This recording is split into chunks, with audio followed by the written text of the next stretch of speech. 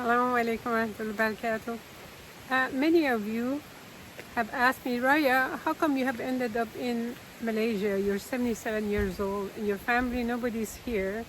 What brought you here? So sometimes I explain, when it's a one-to-one, I explain what's happening. And sometimes I cannot explain the story. The story is actually very interesting. I just wanted to give you some background, because most of you see me on video on Facebook. You're wondering who is this Raya? Why is she here? What is she doing? Anyway, right now I'm walking. Actually, this area is called Seven Wells. If you hear some sound in the background, because beautiful body of water, creeks here. This actually leads to a very tall waterfall on the other side. And I come here at least once a week, sometimes twice a week. This is like my backyard and studio. So I just thought to share with you what happened.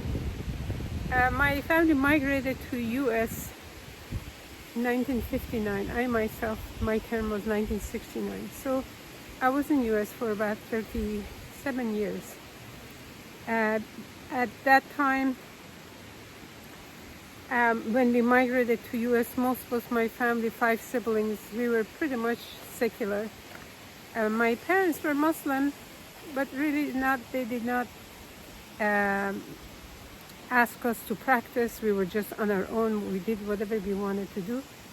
And all of us got into business and we were successful. I was a real estate broker in California, quite successful. I even drove a Rolls Royce, and it was like the princess of whatever, you know, whatever the wealth or the dunya could have or buy, I had it.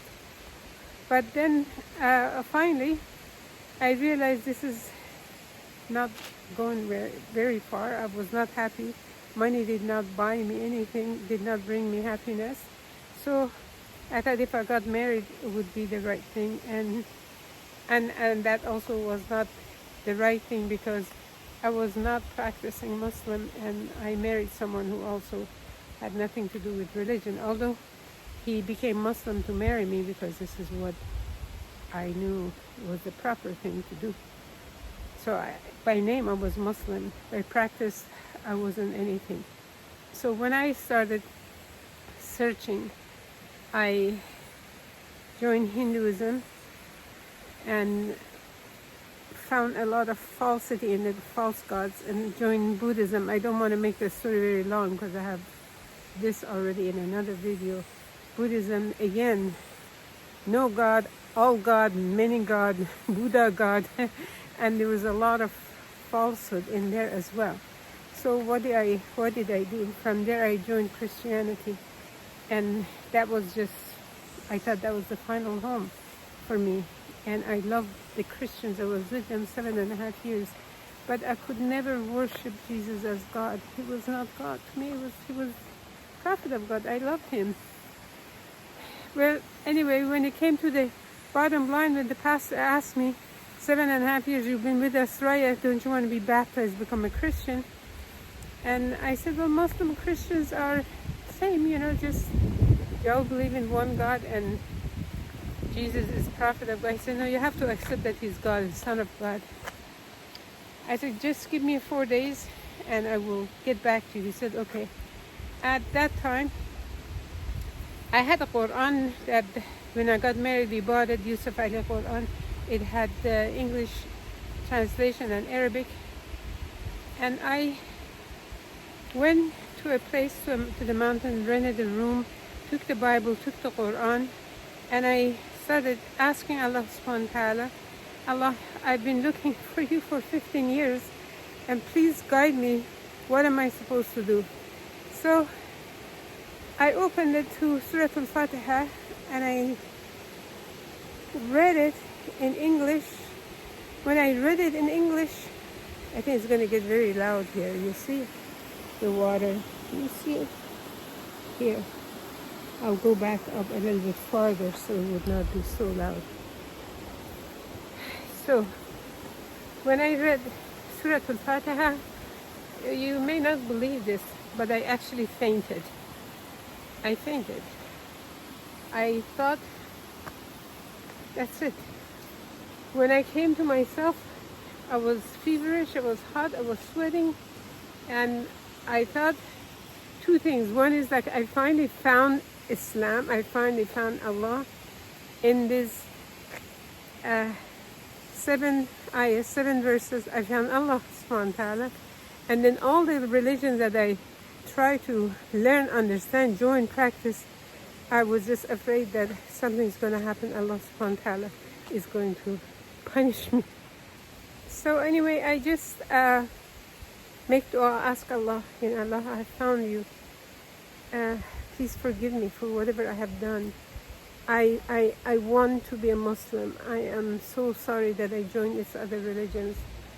And then I came back to church, told the pastor, thank you very much for asking me to be baptized. And he was very happy. He said, okay, you're ready? I said, I'm ready to go back to Islam. This was in the 80s, late 80s. So all I had was in Northern California, that one Quran. That's all I had. I knew no Muslims. I had nothing, no book, nothing. So I started reading it in English one time, from one end to another, to have an idea of what is in it. And then afterwards, I became very interested to learn the words so I could pray properly. The more I learned the Arabic words, English words, translation, the more I became like in love with Allah subhanahu wa ta'ala. It's so beautiful there. Can you see how pretty it is? Everywhere here in the rainforest is beautiful. SubhanAllah. And I have climbed 550 steps to come up here. And it's such a blessing to be able to do this climb, because I don't know how long before I cannot anymore. I'm at last stage osteoporosis, so I have to exercise. I have to make my muscles strong so that I will not fall. Anyway, this is maybe a long video, but some of you who have asked me, and here it is, the answer. I'm giving you the answer. So what happened was, I basically taught myself the Arabic and the pronunciation of the words, because I got a video, I got an audio from someone with Sheikh Husari. I want to show you this area. Very beautiful. I have come here for many, many years to memorize the Quran. That's when I started, memorizing the Quran. Maybe I memorized about 15 juz of the Quran right here. This is definitely my backyard and my studio. So basically, I taught myself the Arabic. Someone had given me the CD of Sheikh Husari later. I was listening, I was repeating. To make the long story short, I was so attached to the Quran that nothing could separate me from the Quran, because I looked for Allah and I finally found Him in the Quran.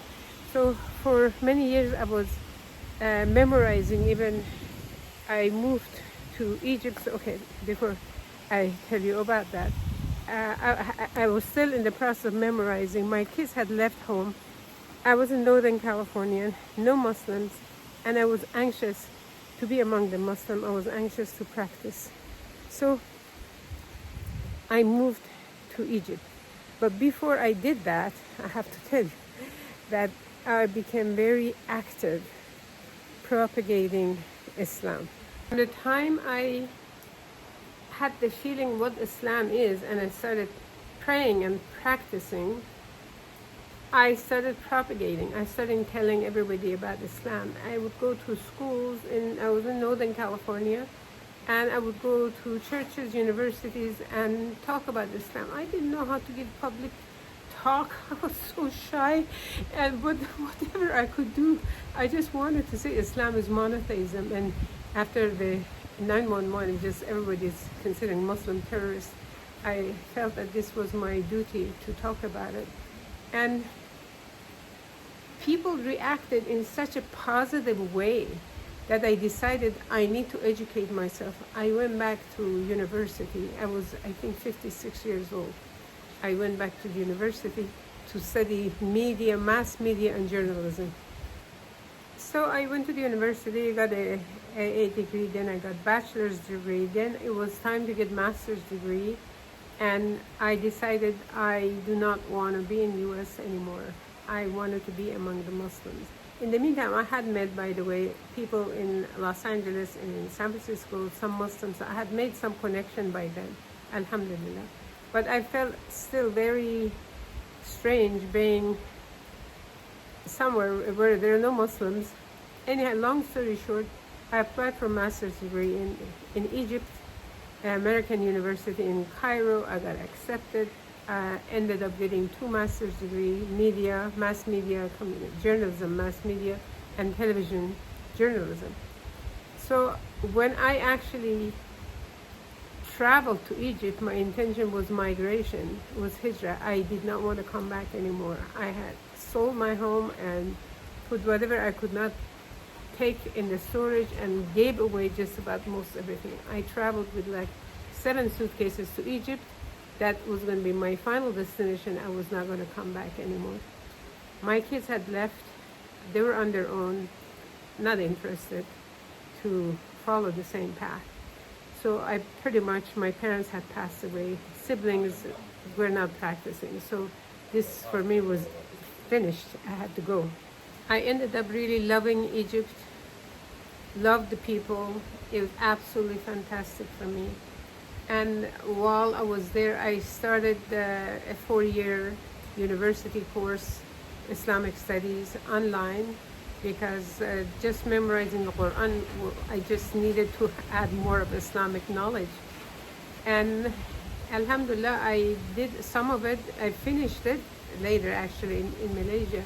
What happened after 7.5 years in Egypt, the political situation was not stable, especially for foreigners. We could not get visa. They gave us a hard time. It just was not suitable. Many foreigners left Egypt at the time. So I moved to Malaysia. That was my son's suggestion. He wanted me to move to where his father lives in Hawaii. And I said, there is absolutely no way I would not live in that kind of environment. Anyhow, I came, that was like 12.5 years ago. I came to Malaysia and I basically settled myself here and I've been loving being here. People here are majority Muslims, and especially on this island, like if you go Kuala Lumpur, there's such a majority of Muslim, Chinese, Hindu, everything. But here in the town where I live, a majority of Muslims. So this is my life. I spend a lot of time in nature. I have started, of course, well, let me just back up. I finally finished memorizing the Quran when I was 73. It was 2020, year 2020. And I just put just a simple, humble notice on the Facebook. I said, today is the best day of my life because after 30 years of daily Quran memorization, today I finished at age 73. Oh my God. It went viral. I had never seen anything like this, like the calculator and click, click, click, click, click, click, and just thousands of people making comments. And I never seen anything like this. And people just, you know, making dua for me. And then people started asking me, Sister Raya, can you please help us, show us? And people telling me they were in their 40s, 50s, they thought that's finished. But then the whole family, they started memorizing the Quran because they got motivated. I kept seeing this word inspiration, or we were inspired by your story. I heard it again and again and again, and people requesting I do something about it. And I said, I'm not a Quran teacher. I don't have Ijazah, special permission. I mean, anybody can teach, but this was not my aim. So then I started thinking, if that's the case, so many people are somehow connecting with me, why not use this connection for the good of everyone, I started a Quran group, Facebook group called the Quran Memorizing, Raya's Quran Memorizing group, and immediately I asked for volunteers to teach. And I got all of a sudden something like 15, 20 volunteers, professional teachers, qualified teachers. This was more than 3 years ago. So started with that and started having teachers, and then started having more Facebook groups. I will post it for the ones of you who may be interested to check it out or join it. And then my main thing was to offer Quran recitation and Tajweed for free. We will never charge anyone anything. And all the things I was deprived for that I couldn't have because I didn't know anybody, I wanted to offer it to other people. But of course, by these days, you have the apps, you have mobile, you have everything is out there. I didn't have internet, I didn't have any of that stuff. So we have been offering that, and in the meantime, it's like this has been, my admins have been with me, some of them from the start. Some of them join later. Nobody leaves, you know, they just become part of the family. And if they leave, they have to because of some very good reason, health reason or something like this. We have become a family. We are offering memorizing, we're offering Tajweed, Quran reflection, whatever we can, you know, just we do. And then I come here, this place, it's called Seven Worlds. I come here at least once a week. This week will be twice a week. And I reflect. I spend a lot of time here, reflect, azkar, remembering Allah, making videos. And then sometimes I go to the beach. There are some beaches there's nobody there. I go sit by the water. It's like I really suffered a lot in my first marriage. Suffered a lot. And I thought my health was completely ruined. I thought that's the end of the world. But when I came close to Allah subhanahu wa ta'ala, I realized that I am not to depend on any human being for happiness. Allah is the one that truly would bring me happiness. And with 2 children from the first marriage, after 4.5 years, we got divorced. And then later on, many years later, I had a second marriage to an Egyptian man. And this turned out to be, I thought, oh, Muslim father for my children, this is fantastic. Turned out to be a very hardcore Egyptian sheikh that I couldn't do it. I couldn't breathe. It was like the hardest kind of Islam. I never expected it would be like that. But anyway, I surrendered as much as I could. I did not complain, and that ended after 7.5 years. So for that matter, I can never push anyone to accept Islam, to practice Islam in a way they're not ready. Some people are not ready. Here on this mountain, I have met so many tourists. Some of you who watch my videos, you see so many times I meet people and I talk with them, and we end up switching, exchanging number and everything else. I want to give them some kind of a good feeling about Islam, good memory about Islam. So my life is now, after the memorizing, I'm not revising so much, but mostly I make sure I finish at least 1 juz of the Quran each day, maybe each night, during the tahajjud. Every single, less than 30 days, I finish the Quran, and each one is like, can you imagine? I understand everything that I read. I don't need to see translation. I'm saying this to you not to take your time. I'm saying this to you to motivate you. You know, if you have a hard life, just know that other people have. If you had the kind of hard life that I had, you could not imagine. Now I could sit in this beautiful serenity, rainforest, everything that I need from Allah. I have enough food to eat. I have nature around me, and I don't have much wealth anymore as I did before. Let it go. I have Allah, I have the best of this world, and inshallah Allah would accept whatever I have done or whatever I'm doing for the people. May Allah accept it, to let me enter Jannatul Firdaus with all the people that I love. And I'm asking you to do the similar thing. Reach out to people with the Quran, learn the Quran, teach the Quran, give everybody hope. And there's only one hope, that is with Allah alone. Our families, our wealth, children, everything, they're not going to be there for us all the time, but Allah is going to be there. So if you see peace in my face, it's because I have peace. Alhamdulillah, alhamdulillah. And I just share this with you. I know it's very long. I just share this with you so that to motivate you to take action in your life in any way that you can to bring yourself closer to Allah subhanahu wa ta'ala. Don't give in to your sadness, your sort of failure, whatever is not working in your life. Pull yourself out of it. Push yourself into the direction that guides you to Allah, and more than anything else, take friends and family members who remind you of Allah subhanahu wa ta'ala.